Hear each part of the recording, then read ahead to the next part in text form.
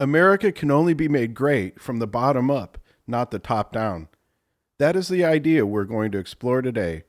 Welcome back to Liberty's Hill, where we explore how can we create a world of human flourishing with liberty, justice, dignity, and prosperity.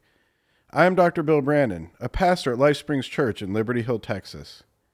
I think most people are not happy with the direction American society is going, and there seems to be an idea that the only way to make things better is to elect the right president.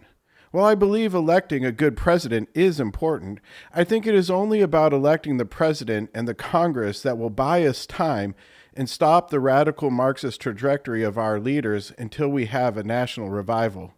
I've come to a personal conviction that the only hope for America is a grassroots movement that reconnects with the founding dream and principles of our nation. Without changing the quality of our citizens, we will only decline as a civilization. The hope to make America great again is not going to come from the top down, but from the people. If we are honest, American politics is owned by special interests. Our legal system has become a tool of injustice, and people are suffering. It reminds me of Hannah Arendt, a Jewish philosopher who went to Adolf Eichmann's trial, expecting to see a demon incarnate, and instead just saw a banal man with a curious inability to think. We often expect evil and suffering to be the result of some intentional and sinister agenda, when it is often simply acting without understanding the implications of our actions. It can be the result of seeking to solve a problem with good intentions and feeling good about ourselves that we're doing something without evaluating the cost and outcomes. When Jesus was crucified by the world's greatest totalitarian government and was falsely accused by the Jews who were meant to champion a world of justice and truth, his response was to pray, "Father, forgive them, for they do not know what they do." If we think about the motives of people involved, they really did not understand. There is always some good motive to promote while doing evil. At a basic level, the Jews did not want Rome to take away their nation, and the Romans wanted to pacify and find favor with the Jews who wanted Jesus crucified.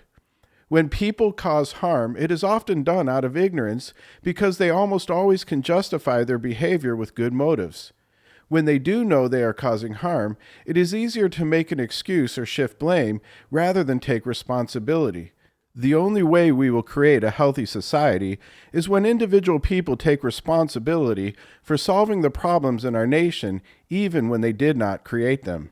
That is the idea of the Good Samaritan. We also often expect evil to appear out of some cataclysmic event and do not realize that it is the result of many relatively insignificant mistakes in many areas that have a dire cumulative effect on society.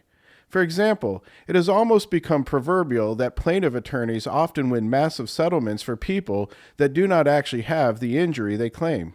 Before we throw stones at those seeking to financially profit from an injury they do not have, we need to realize that they are often taken to medical providers that financially benefit from the false diagnosis.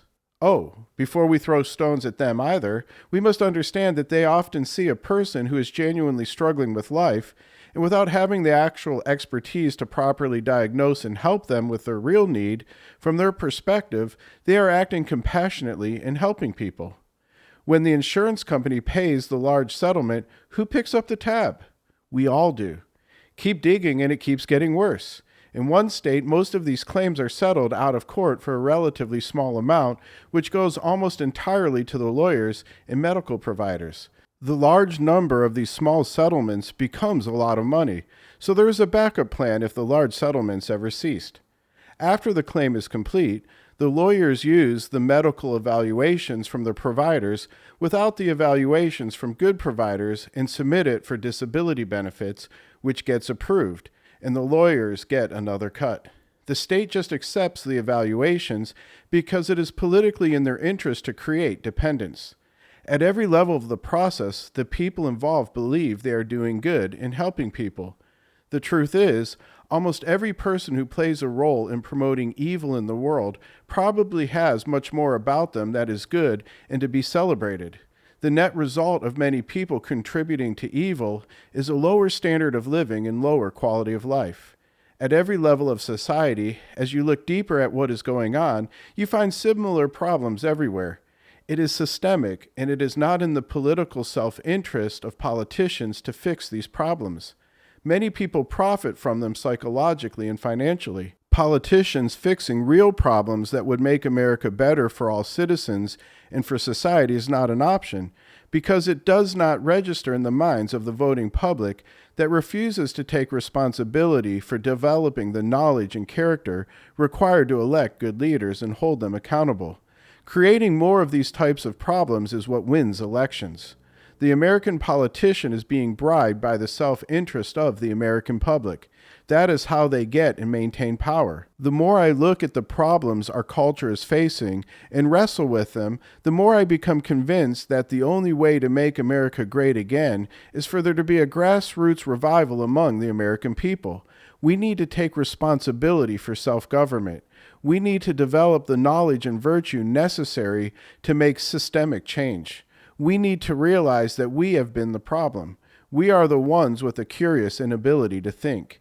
The American dream we need to recover is a world of liberty and justice for all that leads to prosperity and human flourishing. The first of one of many principles of our founding fathers we need to reconnect with is that our form of government is only suitable for a moral and religious people. Once we commit ourselves to that, we understand why the American preacher spoke so much about this life that Alexis de Tocqueville wondered if they even knew there was an afterlife.